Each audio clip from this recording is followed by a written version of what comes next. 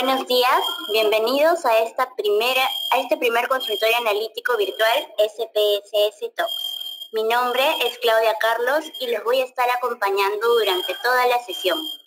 Antes de comenzar con la explicación de la dinámica, les agradecemos su participación y el envío de sus preguntas. El día de hoy les presentamos una propuesta en la que buscamos despejar de manera rápida y eficaz sus dudas concernientes a IBM SPSS, Statistics y Modeler. La característica principal de este consultorio es que hemos agrupado las preguntas enviadas al momento del registro en el orden en que las dimensiones de la ciencia de datos nos ofrecen. El primero sería IT o Ciencias de la Computación, el siguiente es Matemáticas y Estadística y por último, Negocios y Estrategia. Si tienen alguna inquietud sobre el desarrollo de esta actividad, no duden en enviarlas a través del chat. Al finalizar el consultorio, por favor, no olviden responder la encuesta para que puedan recibir las memorias de la sesión. El día de hoy nos acompaña Roger Molina, gerente de Servicios Profesionales, quien nos ayudará a desarrollar la actividad.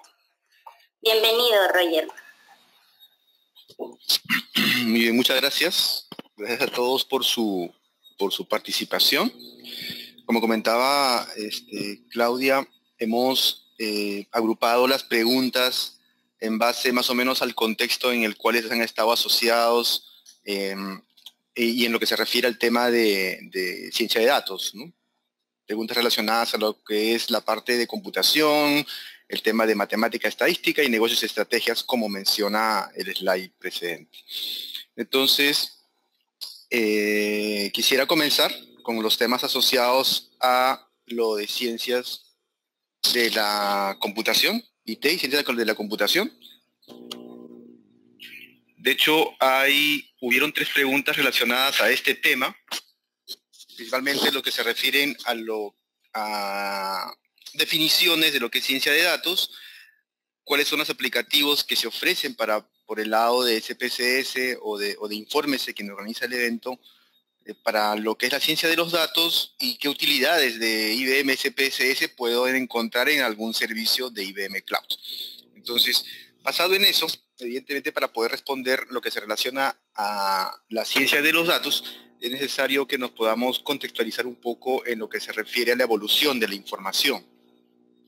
Ya por muchos es conocido la cantidad de información que se genera de manera diaria a través de todos los sistemas digitales existentes, a través de los aplicativos o los equipos de IoT, el tema de sensores, lo que producen las redes sociales. Entonces es una ingente cantidad de información que ha hecho que evolucione tanto la manera como se almacenan estos datos, cómo se gestionan estos datos y también la manera como nosotros procedemos a analizarlos o explotarlos.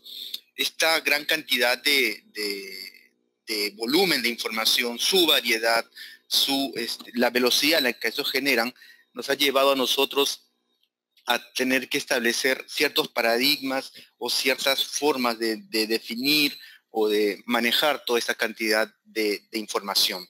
Entonces, esas características de velocidad, volumen y variedad nos han llevado a definir lo que es el Big Data. Es decir, el Big Data es un entorno de trabajo donde los datos se generan de diferente forma, velocidad y volumen. Sin embargo, conforme este concepto ha ido evolucionando, las tecnologías han ido avanzando, se han comenzado a generar nuevas dimensiones en las cuales el Big Data ha comenzado a ser clasificada. Por eso les decía, ya no hablamos solo de velocidad, volumen y variedad, sino también hablamos de veracidad o confiabilidad de los datos. Ha evolucionado en el tema de variabilidad, hay conceptos que definen ya no 3 Bs del Big Data, sino 6 Bs del Big Data, donde se ven volumen, variedad, veracidad, viabilidad, valor, 7 pilares en las cuales se define el Big Data, 8, 9 y hasta 10 formas en las cuales el Big Data puede ser definido o considerado.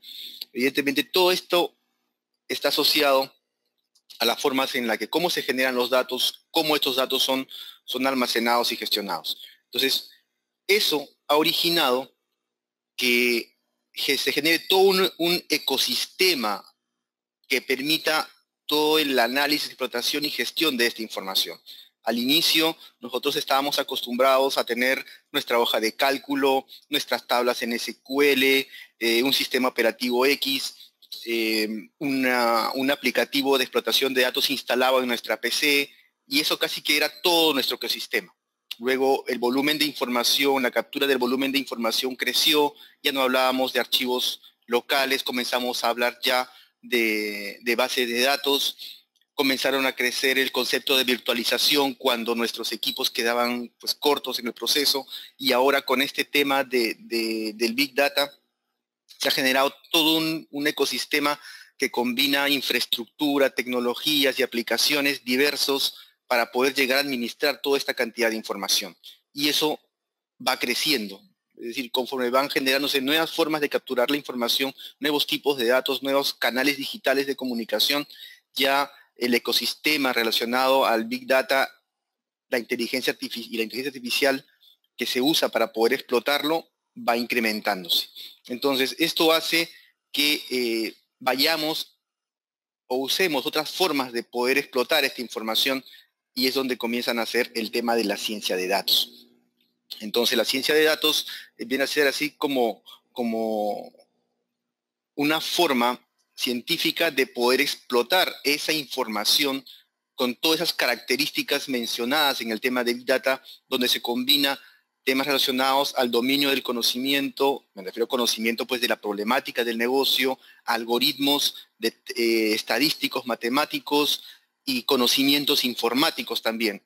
Cada uno de ellos aporta gran parte de su campo de acción para poder generar todo ese conocimiento que tiene almacenado ahí lo que es el tema del Big Data. Entonces, evidentemente esto hace, o esta nueva tendencia en cuanto a la evolución de los datos y su análisis, va a exigir que tengamos una forma de perfiles de profesionales nuevos que puedan estar entrando, trabajando dentro de este rubro, este mundo. Entonces comienzan a surgir nuevos skills especializados donde ese científico de datos va a tener que tener tanto conocimiento del negocio, conocimiento de algoritmos matemáticos, estadísticos, de inteligencia artificial y su capacidad informática para poder llevar ese algoritmo a un lenguaje o a un programa o una rutina que permite explotar o hacer uso de toda esa infraestructura que soporta el Big Data. Sin embargo, veámoslo esto así, como que no hablemos solamente de una sola persona como el científico de datos que se va a encargar de hacer todo ese proceso, sino, perdóname, estoy con algo de tos, de un equipo de científicos de datos, cada uno de ellos dedicados o con roles diferentes en base al rol que van a tener dentro de los proyectos de ciencia de datos. Va a haber el ingeniero de datos, que es el que se va a encargar de establecer y configurar todas las plataformas de gestión y administración de los datos. Va a haber el ingeniero, en este caso el que se va a encargar de conocer todos esos algoritmos de la analítica, y principalmente va a existir aquel ingeniero que tiene como rol principal el poder trasladar ese conocimiento de la analítica o de los resultados obtenidos al negocio. A veces esto de aquí es un rol donde no necesariamente es un matemático o un ingeniero, sino alguien que tenga esa capacidad de poder entender o poder comunicarse entre ambos lados de una problemática, el negocio y la ciencia. Entonces tiene que tener esa capacidad de poder transmitir esa idea. Entonces no hablemos necesariamente de proyectos, en proyectos de ciencia de datos como que el científico de datos lo es todo, sino de un equipo que va a integrar todo ese, que se va a encargar de hacer todo ese proyecto de ciencias de los datos. Y para ello, respondiendo a la pregunta de cuáles son los ofrecimientos de informes para lo que es la ciencia de datos, quisiera rápidamente conversarles o hablarles sobre dos alcances que podemos dar a la ciencia de los datos. Desde el punto de vista analítico, con la solución de IBM SPSS que se denomina Analytics Server, o desde el punto de vista cognitivo, que es lo que es el producto o la plataforma analítica en nube denominado Watson. Comencemos hablando rápidamente sobre lo que es Analytics Server como el ofrecimiento de SPSS para este mundo de la ciencia de los datos. Entonces, ¿cuál es el objetivo de implementar una plataforma como Analytics Server?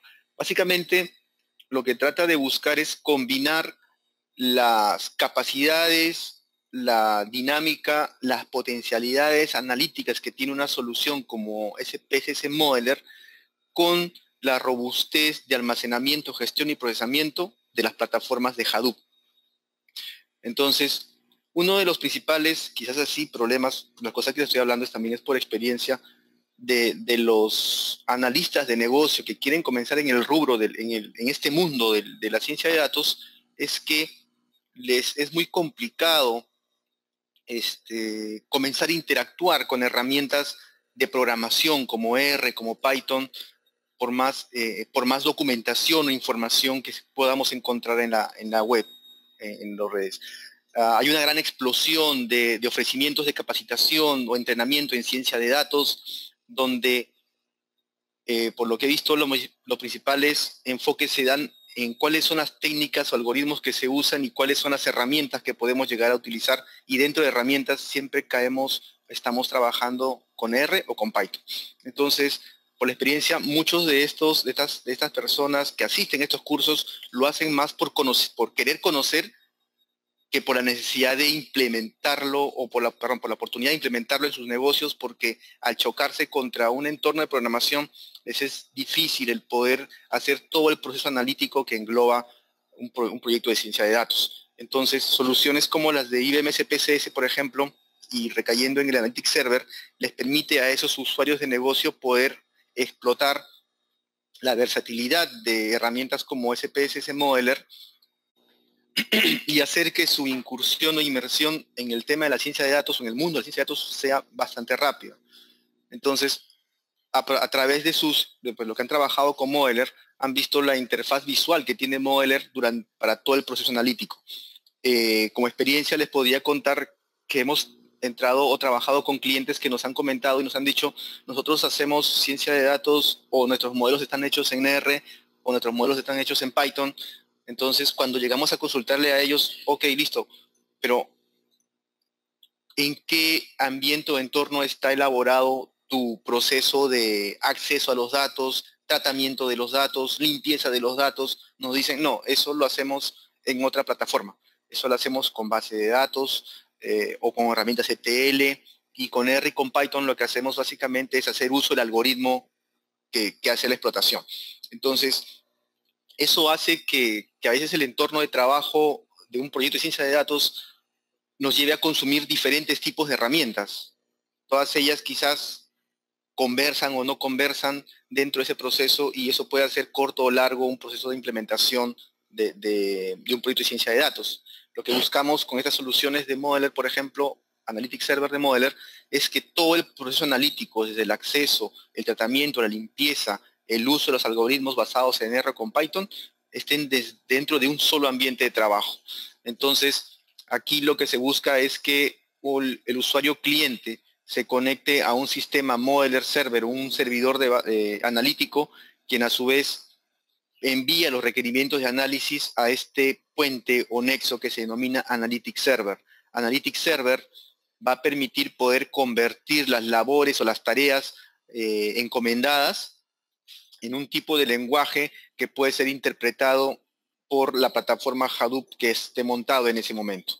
La ventaja de esto es que mediante el uso de plataformas como SPSS, uno puede hacer uso tanto de información no estructurada que esté residiendo en nuestras bases de Hadoop, como información estructurada que estén en nuestras bases de datos. Entonces, ese es un ofrecimiento de SPSS para el mundo de la explotación de ciencia de datos en plataformas de Hadoop. Y a su vez también, este sistema de trabajo permite gestionar los recursos existentes dentro de un entorno de Hadoop, como el número, la cantidad de discos, los clústeres usados, la cantidad de procesamiento que se viene haciendo. Entonces, es un entorno bastante controlado. Y el proceso es sencillo. En ese momento, el cliente lo que hace es ejecutar la ruta, que es el lenguaje con el cual Modeler funciona a través de flujos o rutas. El Modeler Server o el Server Analytics, el Modeler Server recibe la ruta o el proceso y este determina si ese requerimiento puede ser desarrollado por el propio servidor de Modeler o en su caso lo tendría que hacer el Analytics Server. En ese sentido, cuando tiene que hacer una labor realizada por el Analytics Server, le envía al Analytics Server la tarea que tiene que realizar. Una vez que el Analytics Server recibe la tarea, él lo que determina es si eso lo ejecuta de manera local o hace uso de la plataforma de Spark para poder acelerar todo el tema de procesamiento. Entonces, dentro de ese entorno de trabajo del Analytics Server, se comienzan a generar los flujos y tareas para poder comenzar a distribuir la carga sobre todos los clústeres o servidores que forman parte del clúster para aprovechar todo el procesamiento en paralelo y se devuelven los resultados del proceso. La ventaja de esto es que para el usuario final, él no ve códigos, no ve rutinas, sino ve una interfaz tal cual Modeler es la que trabaja, haciendo más rápido pues su trabajo en lo que corresponde al entorno de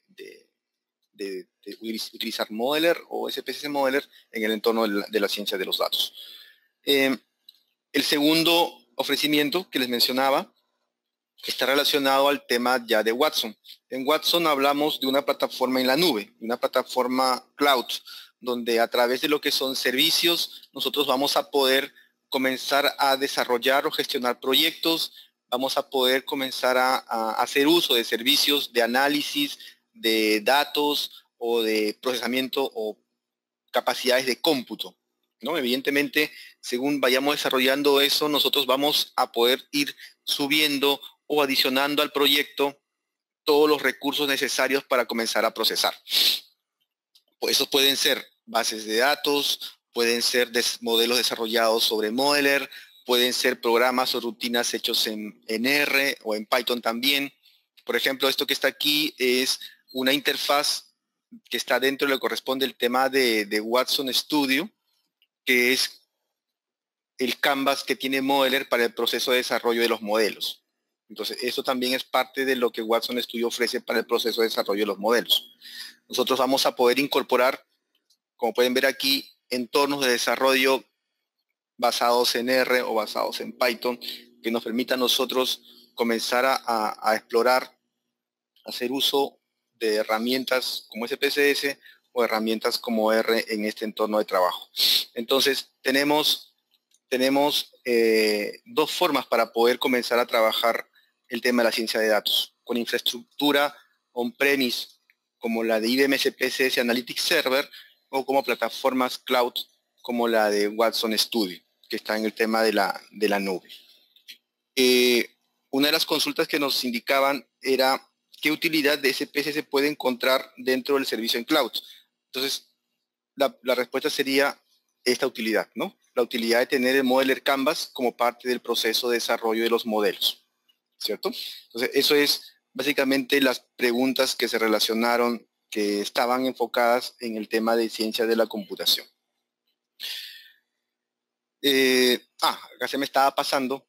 El uso de Watson Studio también, como les mencionaba, me permite a mí poder comenzar a cargar servicios relacionados al almacenamiento de los datos. Vamos a poder cargar información que está depositada en la nube, por ejemplo, ¿no?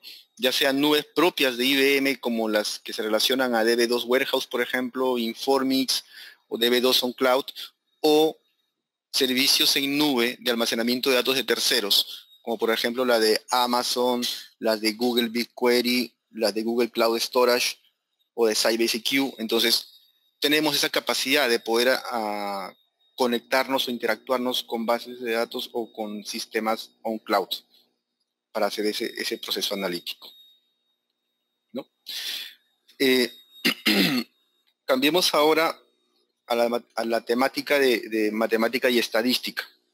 Entonces, dentro de ese proceso de matemática y estadística, las preguntas relacionadas fueron sobre pues, ventajas que puede tener la estadística o el machine learning sobre la estadística, cómo yo puedo interactuar con algoritmos desarrollados en R que no tiene SPSS, qué herramientas de código abierto pueden ser complementadas con Modeler, cuáles son esas librerías de SPSS que trabajan la parte de georreferenciación y bajo qué criterio podría seleccionar una métrica que me permita determinar si un modelo es bueno o no.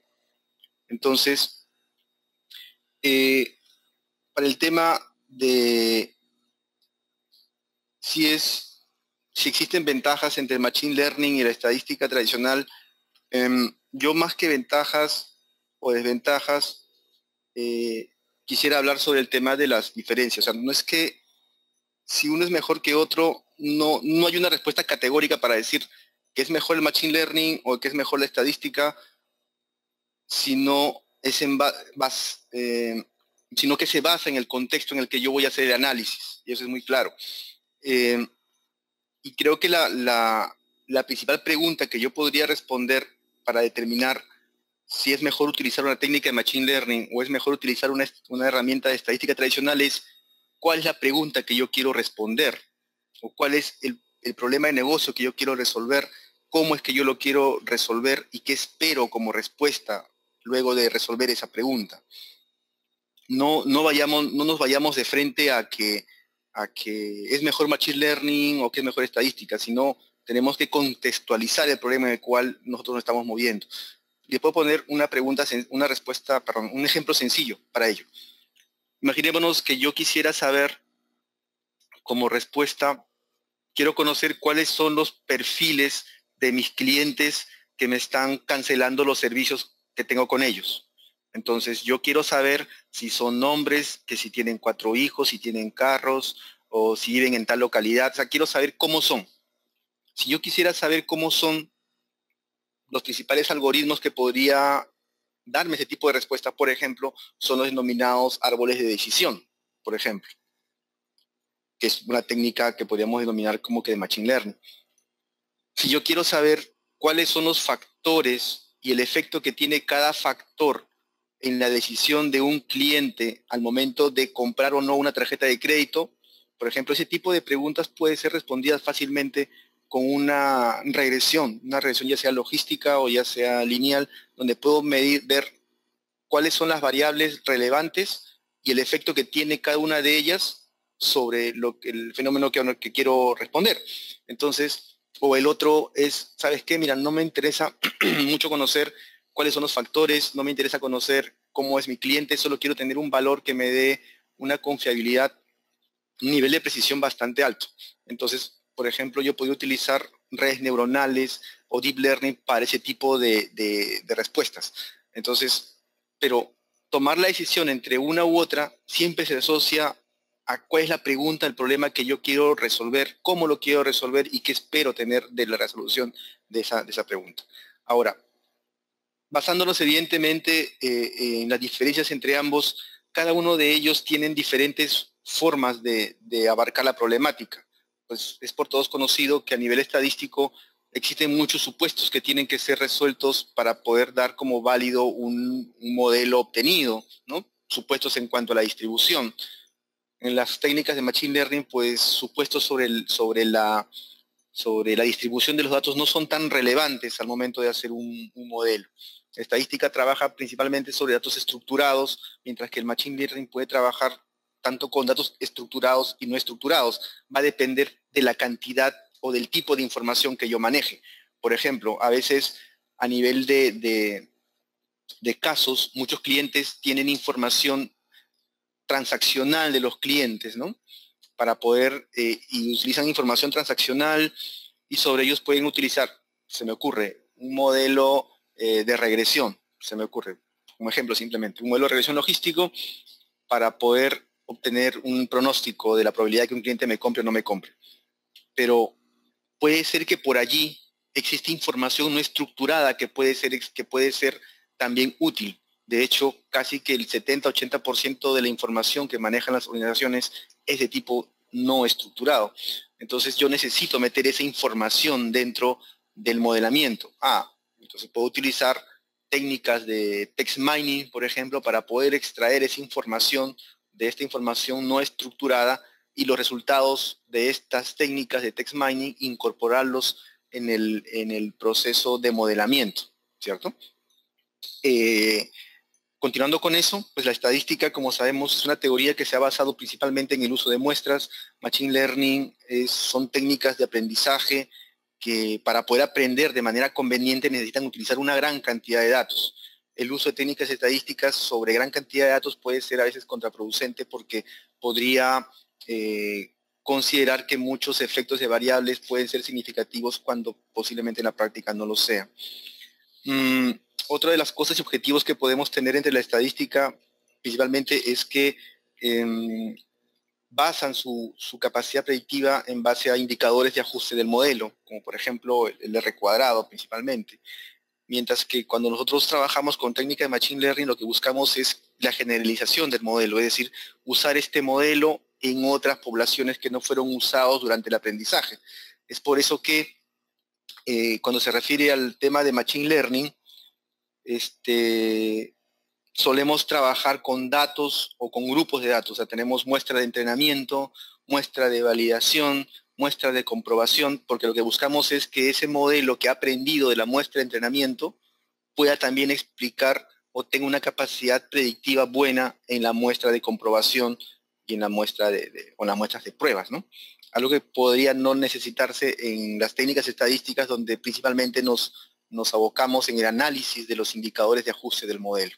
Entonces en resumen, para este caso,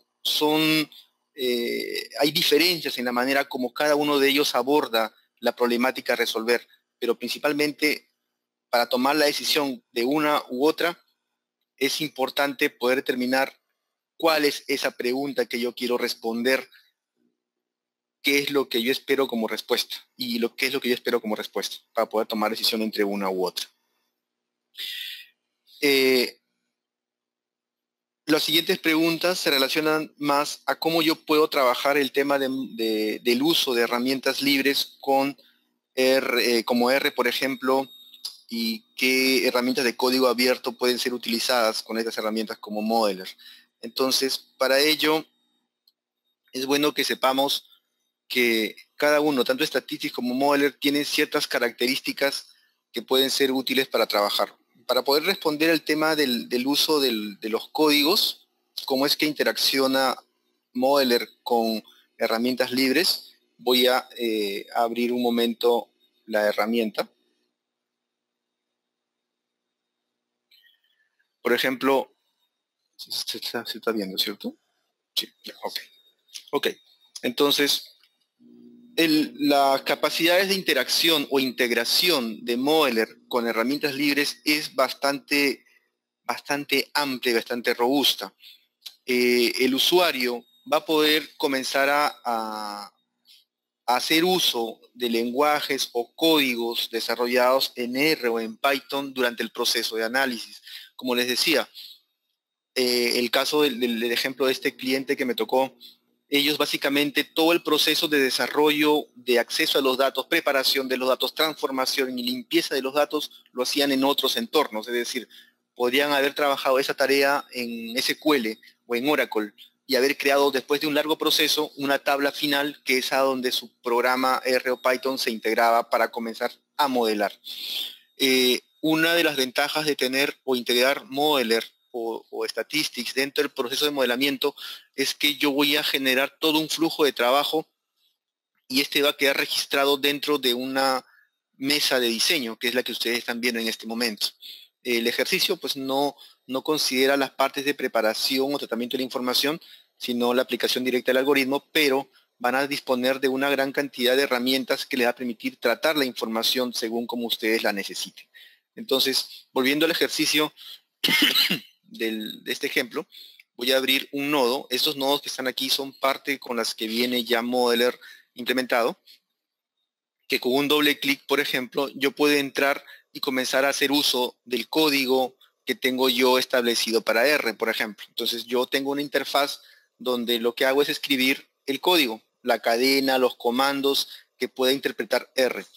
Para poder lograr esto, yo necesito tener por debajo, como motor analítico, R, o sea, evidentemente R. Entonces tengo Modeler por un lado, tengo R por otro lado, y lo que hace falta es un puente. Ese puente es un plugin que conecta Modeler con R. Este plugin es gratuito, no tiene ningún costo, que el usuario va a necesitar instalar, y en el proceso de instalación te dirá cuál es la ruta donde está instalado R, cuál es la ruta donde está instalado Python, y tú con eso permites hacer esa conexión. Entonces, lo que yo puedo hacer aquí básicamente es ingresar o digitar el código de R, como está aquí, por ejemplo, en este caso, ejecuto el modelo o la rutina. Modeler comienza a trabajar ese proceso de análisis y me genera pues el resultado que yo haya querido desarrollar, en este caso pues con R, ¿no?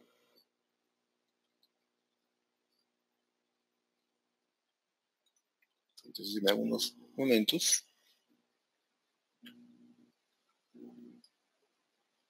Entonces, como resultado, podemos obtener una visión de cuáles son los datos que han sido procesados y tenemos una parte gráfica donde está un tipo de desarrollo gráfico que usa librerías de R, ¿no? Por ejemplo, dentro de este resultado, o para poder ejecutar este resultado, era necesario descargar algunas rutinas, como por ejemplo estas librerías que aparecen aquí al inicio, ggplot2 o Geely, donde si yo hubiese eliminado el símbolo, el Michi o el hashtag de este proceso, el sistema al ejecutarlo hubiese comenzado instalando los paquetes, o sea, hubiese descargado los paquetes primero y luego corre la rutina. Pues como las librerías ya están instaladas, yo no necesito volver a instalarlos, es por eso que les puse ese Michi o ese hashtag o símbolo numeral para que quede interpretado como un comentario, ¿no? Entonces, y ese mismo proceso la podemos utilizar para diferentes tipos de reportes que podemos tener dentro del proceso. Todos son procesos de codificación desarrollados en R, con bases de datos bastante, bueno, en este caso para el tema del ejercicio, bastante sencillas, pero pues el objetivo es ver cómo se integran estos resultados con el tema de las herramientas de R, ¿no? Entonces, de esa manera yo podría comenzar a trabajar el uso o hacer uso de los códigos de R dentro de Modeler. De la misma manera, también en Statistics yo puedo llegar a trabajar ese tipo de resultados. En lo que corresponde al tema de Python, por ejemplo, cuando uno instala Modeler, ya de por sí trae o te permite lo que es la instalación por defecto de Python como formas como motor de procesamiento, por ejemplo aquí estamos viendo algunas rutinas, o perdón, algunos modelos que han sido desarrollados bajo el lenguaje de Python.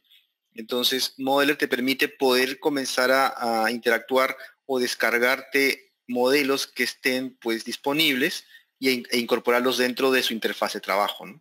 Por ejemplo, aquí uno puede ejecutar, aquí yo tengo algunas sintaxis que se han desarrollado también bajo el entorno, en este caso, si no estoy mal, también es de R, ¿ok?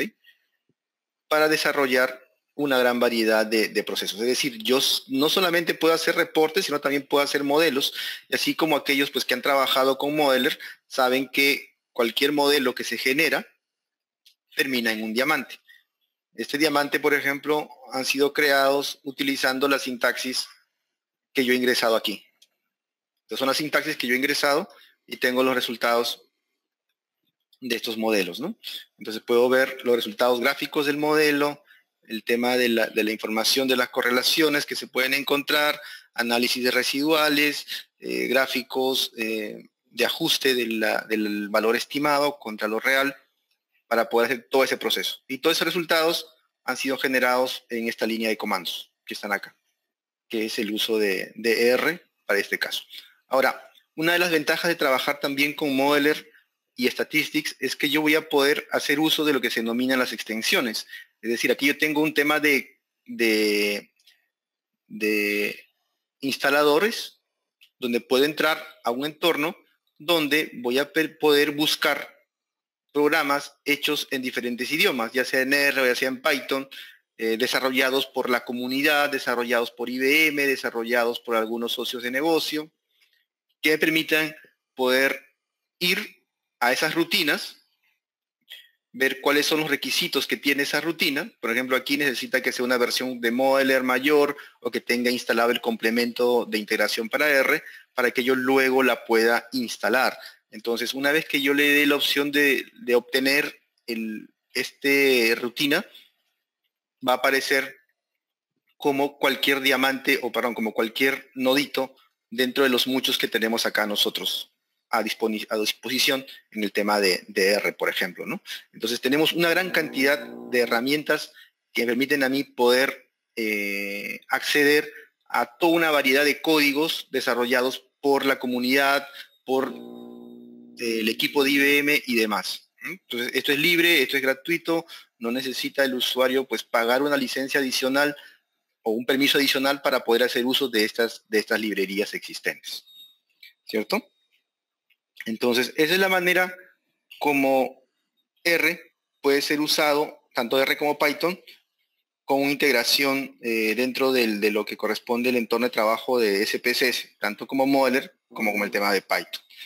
A la pregunta de qué herramientas de código abierto pueden ser complementadas con Modeler, pues como les comentamos en el ejercicio, estas pueden ser R o Python. Cualquiera de ellas pueden ser incorporadas y de la manera que ustedes consideren, ya sea como lenguaje de código, como les mostré dentro de cada uno de estos gráficos, o a través del uso o la transformación o conversión de ese código en Python en un nodo operable dentro del entorno de desarrollo de Modeler, ¿no?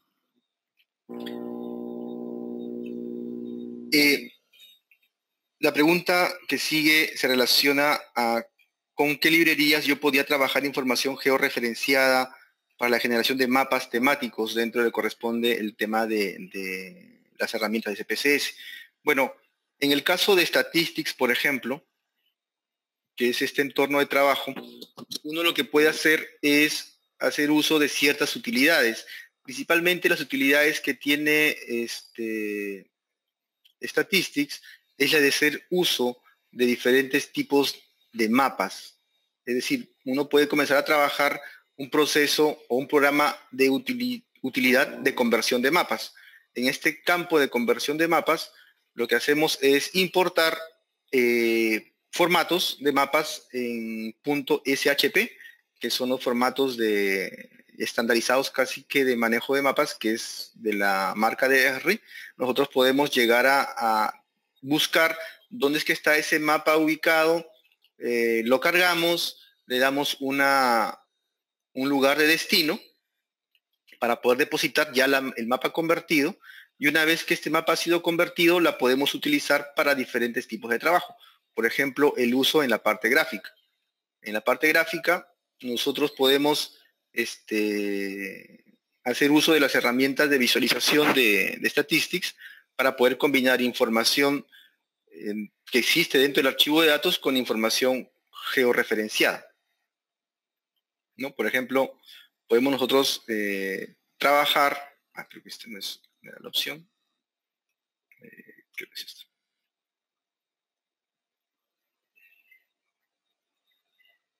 Entonces aquí, por ejemplo, uno puede ir buscando cuál es el tipo de información que quiero representar, elijo cuál es el tipo de mapa que yo quiero utilizar, puedo aquí ya poder seleccionar un archivo de mapa, en este caso puede ser el archivo de mapa que yo he exportado, para poder decir, esta es la manera como yo quiero representar a manera de gráficos mis reportes numéricos, ¿no?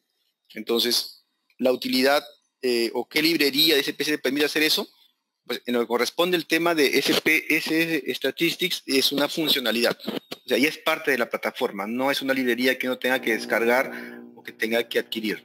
Ya eso es parte de la plataforma base inclusive.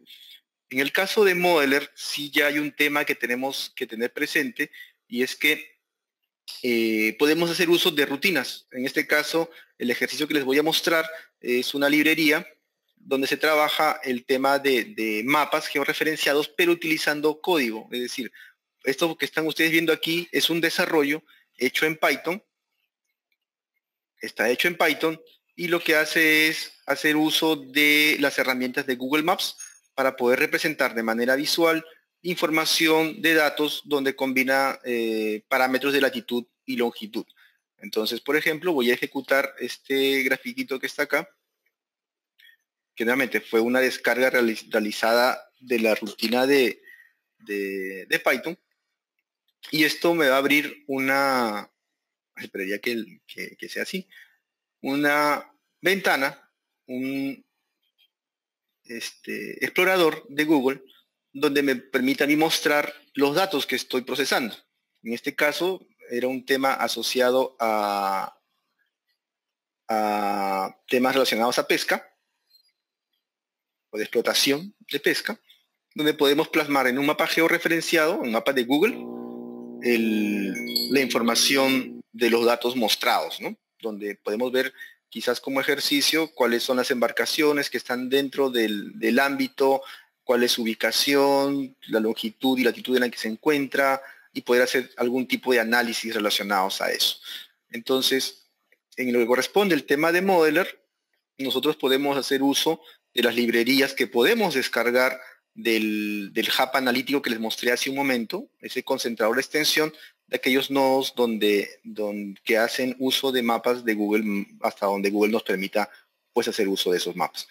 Entonces, como resumen, en el caso de Statistics ya es parte de su función, de una de sus funcionalidades. En el caso de Modeler, pues trabajamos con desarrollos hechos en Python, ¿no? Para poderlo trabajar. Luego existía relacionado a esto otra pregunta que tenía que ver cuáles son los criterios que puedo yo usar para seleccionar una métrica, ¿no? O cuál es la métrica que yo debo de usar para determinar si un modelo es bueno. De hecho, como comentábamos al inicio, en general lo que se busca es que un modelo tenga pues la capacidad de poder diferenciar una categoría de otra al momento de hacer una predicción o clasificación. Como idea general, ¿cierto? Que mi modelo pueda tener cierto grado de confianza al decir que esta persona me va a comprar y que esta persona no me va a comprar. Entonces, existen muchas formas de poder validar este tipo de resultados, ¿no? Una de ellos puede ser la validación cruzada, que son generalmente métodos estándar para medir la precisión de un modelo, ¿no? Y como les mencionaba, a veces, dependiendo de lo que busco y el tipo de modelo que uso, ya sea estadístico o de Machine Learning, puedo optar por varios indicadores. En el caso de lo que es el tema de las herramientas de Machine Learning, lo que yo uso generalmente es la precisión. Quiero que mi modelo de Machine Learning sea tan efectivo al momento de clasificar un grupo de datos que no fueron usados para su entrenamiento, como tan preciso fue al momento de clasificar a aquellos que sí usó para su entrenamiento. Entonces, si yo en la muestra de entrenamiento, mi modelo de Machine Learning obtuvo una precisión del 70-75%, yo esperaría que en la muestra de entrenamiento su precisión esté alrededor del 72-73%, ¿no? Eso me va a dar a mí una idea de que realmente ese modelo sí aprendió de los datos con los cuales estuvo trabajando. La preocupación de la precisión sería si al momento de utilizar el modelo en una muestra de prueba, la precisión del modelo cae a un 65, 66. Uno espera realmente que la precisión del modelo con el grupo de prueba sea menor que el grupo de entrenamiento, por el mismo concepto que tiene ese grupo, que son datos que no se usaron para entrenar, pero tampoco esa caída podría ser tan brusca. Entonces, yo, ante la pregunta de la métrica, podemos trabajar siempre buscando la capacidad predictiva de ese modelo en base a la precisión. Sin embargo, también existen otros indicadores complementarios que se relacionan con la precisión, como son el área bajo la curva o el indicador Gini o el KS. Ambos, más que un proceso de precisión, lo que tratan de medirte es cuán diferentes son las poblaciones que están siendo evaluadas por el modelo, ¿no? Para llegarlo a trabajar. Acá está. En lo que se relaciona a negocios y estrategias, preguntaban cómo se debe llevar a cabo un proyecto de ciencia de datos de principio a fin, dónde iniciar proyectos de ciencia de datos o cómo funciona el sistema para temas de indicadores y gestión. Nosotros, para lo que corresponde el tema de metodologías para ciencia de datos, mejor dicho, para responder a esa pregunta de cómo se debe llevar a cabo un proyecto de ciencia de datos, siempre tiene que estar validado en una metodología. La metodología que nosotros hemos conocido desde el inicio, cuando hablábamos de minería de datos y no de ciencia de datos, era la metodología CRISP. Una metodología que básicamente se basaba en el entendimiento de los datos, en el entendimiento del negocio, el entendimiento de los datos, la preparación, el desarrollo del modelo, su evaluación y finalmente su implementación.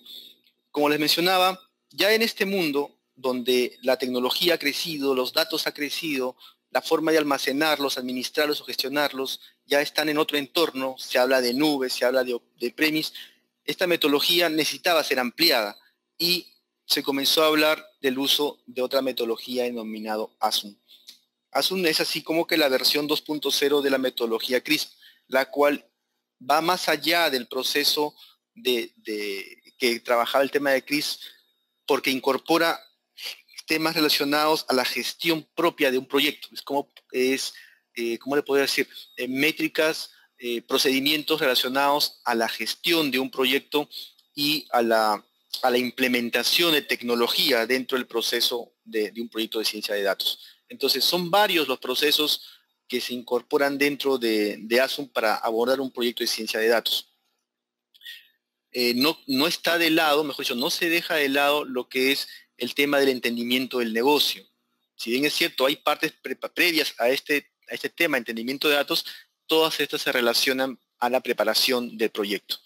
La ciencia, el entendimiento del negocio, el entendimiento de los datos, la preparación de los datos, la creación del modelo y las evaluaciones, como pueden ustedes ver, ya son partes de CRISP que han sido ampliadas, que ASUM ha heredado y ha comenzado a ampliar más procesos de gestión para poder llevar a cabo un proyecto tan grande como puede ser un tema de la ciencia de los datos, porque ahí pueden involucrar temas de implementación de plataformas de Hadoop, plataformas de nube, infraestructura como servicio, en fin. Entonces se hace mucho más complejo y evidentemente la forma de trabajarlos debe ser también mucho más rigurosa.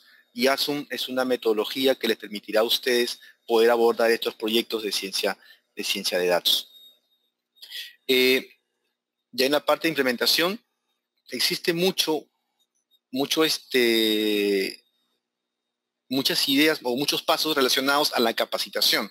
En cada uno de los pasos que hemos comenzado a hablar está inherente el tema de la capacitación o el entrenamiento de los recursos involucrados dentro de un proyecto.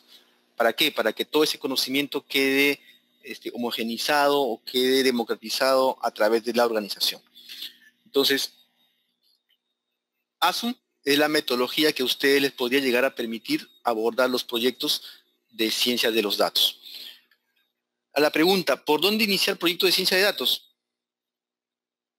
Lo primero que yo le respondería es, ¿qué tan maduro estás para poder hacer uso de los resultados de la ciencia de los datos? Hay clientes que generalmente te piden, casos que hemos tenido, donde los clientes quieren tener, por ejemplo, respuestas en tiempo real, que el modelo, la infraestructura le dé respuestas en tiempo real. Y ante la pregunta, ok, pero ¿cómo tú piensas resolver, cómo tú piensas consumir? ¿Tienes la capacidad operativa para poder atender esas solicitudes en tiempo real? Y por lo general la respuesta es no. Entonces, si todavía no estás en un proceso en el cual vas a poder aprovechar todo ese procesamiento, cantidad de información, diversidad de datos, del Big Data y por consiguiente también resultados generados por la ciencia de los datos, ¿cómo deseas iniciar en el tema de la ciencia de los datos? Y nosotros lo que proponemos siempre es evaluemos tu madurez analítica. ¿En qué proceso estás del tema del aprovechamiento de la analítica en tus datos? Entonces, lo que hacemos nosotros es evaluar justamente eso, la madurez analítica. ¿Cuál es la madurez en cuanto al uso o la práctica de la ciencia de los datos? Es decir, qué tan metido está la analítica dentro de tu organización. ¿Qué tanto está disponible la información que tú utilizas? ¿Cuál es esa forma de almacenarlo, de distribuirlo, de consumirlo? ¿Qué tanto están inherentes las plataformas de ciencia de datos dentro de tu organización? Entonces, evidentemente, existe un nivel de madurez que tiene que ser evaluado para decirle a un cliente si estás en condiciones o no estás en condiciones en este momento de trabajar el tema de la ciencia de los datos. No solamente es un tema de que tengo yo el Hadoop, sino tengo el expertise científico para analizarlo, tengo yo la información disponible para poderlo explotar. Entonces, son preguntas que tenemos que tener presente para poder comenzar a trabajar un tema de madurez en lo que se relaciona al tema de la ciencia de los datos. Entonces, la otra pregunta era, ¿cómo funciona el sistema para se refería evidentemente al tema de SPSS, en lo que se relaciona al tema de indicadores de gestión y estrategias? Básicamente, a esa respuesta es que va a depender mucho de cómo quieres tú consumir la información. Statistics y Modeler no han sido herramientas diseñadas específicamente para hacer soluciones de BI, pero eso no quiere decir que no puedan generar indicadores de gestión para poder establecer estrategias corporativas a nivel de negocios. Statistics, principalmente como herramienta, permite la creación de varios tipos de indicadores a través del tratamiento correcto de la información, la generación de estadísticas o el uso de gráficos o el uso de tablas para poder generar varios tipos de reportes. Entonces el usuario puede llegar a generar estos reportes construyéndola o diseñándola en la interfaz de Statistics y generando resultados visuales en lo que corresponde a la información, tanto a nivel tabular como a nivel de gráficos, como lo vimos hace un momento. Y todo este proceso de generación de estos reportes tabulares y gráficos se puede automatizar, se puede programar para que vaya a la fuente de datos y genere los indicadores que uno necesita. Por ejemplo, les voy a mostrar un ejemplo de lo que hace Statistics haciendo un reporte de indicadores, por ejemplo, en lo que corresponde al tema de gráficos, diagramas de caja, gráficos de burbuja o resultados tabulares. Entonces, este proceso le permite a un usuario poder interactuar con los datos y ver cómo los datos pueden llegar a cambiar dentro de ese proceso. Si el alcance o la necesidad del alcance analítico es, no, ¿sabes qué? Yo quiero entrar en este gráfico X, aquí darle un doble clic y que eso me muestre otro entorno visual donde vea dashboard, donde vea, no sé, barras o líneas de tendencia que me permite interactuar con los datos de esa forma, pues estaríamos hablando más de una solución de tipo de BI. Pero Statistics y Modeler tienen capacidades o funcionalidades que les permitirían a ustedes poder también responder a ciertas necesidades de generación de información, tanto de manera visual o de manera tabular, ¿no? Entonces, de esa manera es como los dos pueden llegar a trabajar esos temas de reportería que pueden ser necesarios. Y si no estoy mal, creo que eso ha sido casi que las últimas preguntas relacionadas a este tema del análisis enviadas y que están asociadas al tema de negocios, ¿no? Al tema de negocios y estrategias. Muchas gracias, Roger. En estos momentos se va a liberar un pequeño sondeo en el que puedan calificar esta actividad del 1 al 5. Asimismo, podemos aprovechar en ir resolviendo las consultas adicionales que hayan podido surgir. Bueno, al parecer no hay más preguntas. Roger, muchas gracias nuevamente. Gracias a todos por su participación.